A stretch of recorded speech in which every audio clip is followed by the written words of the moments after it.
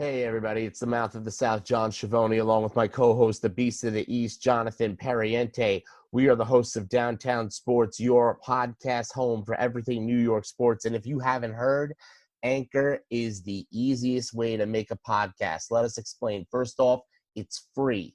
There's creation tools that allow you to record and edit your podcast right from your phone or computer. Then Anchor will distribute your podcast for you so it can be heard on Spotify, Apple Podcasts, and so much more. You can make money from your podcast with no minimum listenership. It's everything you need to make a podcast in one place. Here's what you guys need to do. You need to download the free Anchor app or go to anchor.fm. Once again, download the free Anchor app or go to anchor.fm to get started. Let your voice be heard. Be the voice of the voiceless. Anchor.fm. Shut up.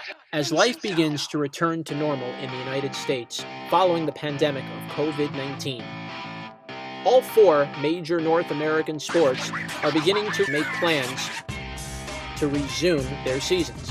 One unique idea being taken right now is by the National Hockey League. Commissioner Gary Bettman announced a 24-team playoff that was voted on and agreed to by the NHL owners in a 29-2 decision, where 12 teams will represent the Eastern Conference and 12 teams representing the Western Conference to determine the 2020 Stanley Cup champion. Normally, the NHL goes with a 16-team tournament, 8 from each side. To go with a 24-team is a very interesting plan. And there's going to be a very unique approach for how the NHL will approach these playoffs this year compared to how they normally would. First, the teams that finished in the top 4 for the East and West will play in a special round-robin tournament to determine seed placement from 1 through 4. The 4 teams that have earned that privilege for the East are the Boston Bruins, the Tampa Bay Lightning, the Washington Capitals, and the Philadelphia Flyers on the Eastern Conference. The Western Conference, the defending champion St. Louis Blues, the Colorado Avalanche, the Vegas Golden Knights, and the Dallas Stars are going to determine their seeding in the Western Conference. These 4 teams also will have a bye for the qualifying round. So there will be a qualifying round for the other 8 teams that finished that are 5 through 12 seeded in this playoff. The 8 teams for the East are the Pittsburgh Penguins, the Carolina Hurricanes, the New York Islanders, the Toronto Maple Leafs, the Columbus Blue Jackets, the Florida Panthers, the New York Rangers, and the Montreal Canadiens. For the West, the Edmonton Oilers, the Nashville Predators, the Vancouver Canucks, the Calgary Flames, the Winnipeg Jets, the Minnesota Wild, the Arizona Coyotes, and the Chicago Blackhawks. So these 8 teams on the East and West will play in a special qualifying round, which will be a best of 5.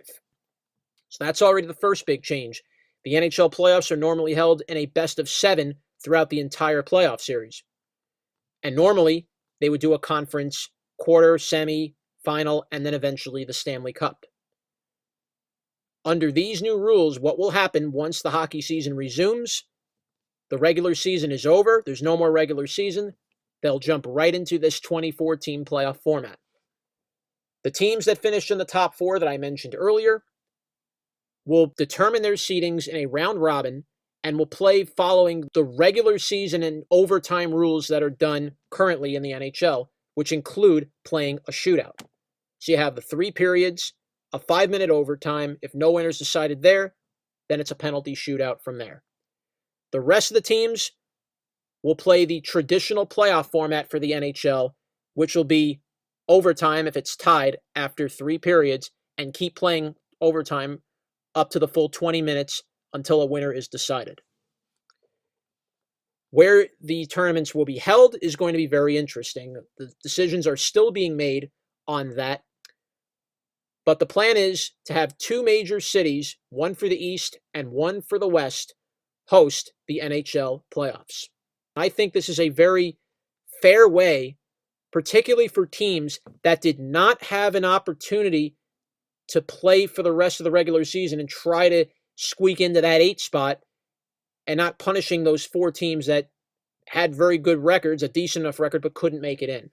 So I like this. I like the teams like the Blue Jackets, Panthers, Rangers, Canadians, as well as the Jets, Wild, Coyotes, and Blackhawks. All will get a chance, a very equal chance, to make an impact in these playoffs, despite not finishing at least in the 8th spot. There was some backlash to this idea. There have been a couple teams that did not like this idea, particularly one of them being the Hurricanes, who are going to be matched up with the Rangers. But for hockey to really reestablish itself again as a prominent sport, they need to go a little outside the box. They need to do things a little differently than how the other leagues are doing things. If there's any sports organization that's had to go through more crises in their lifetime, it's the National Hockey League. The NHL, in its entire history, has had 4 work stoppages. 1 was a strike, and the other 3 were lockouts. The first stoppage that began was in 1992 in April. A very small strike. It didn't last very long. It was about 10 days, and then it resolved. But then the first lockout came in the 94-95 season. Hockey lost half of its games that year. 2004 came along, and again, a CBA that could not come to agreement. Another lockout took place in 2004. This lockout canceled the entire season. Hockey did not resume again until 2005. 7 years after that, another lockout took place in mid-September in 2012. And once again, hockey lost half of its season for 2012, all the way up until early 2013. So you see the pattern that's taken place here with the NHL and the hard, bumpy road they've had to go down over their entire over 100-year history. Having this playoff tournament with 24 teams, I think, will be a great way for hockey to reestablish itself again in the world of professional sports. Hockey, really, with all these problems that have taken place, people still come out to watch the games. There are still diehard hockey fans all around the world. Hockey really made an impact over the years as well here in North America. But yet, hockey has always been kind of that third or fourth spoke on the wheel, never really breaking out like baseball, not being that big sport like the NFL, like the NBA, that big money grab organization that makes you want to tune into it every year. Because throughout the history, the lockouts that have taken place and all the labor disagreements and the work stoppages kept putting a freeze on hockey's momentum as they tried to rebound from the last crisis. And then, so you kind of see what's happened here. This go around, the hockey season got stopped, not because of a lockout or a disagreement, but because of a pandemic. So just think about all that for just a moment. Look at the struggles the NHL has had to go through.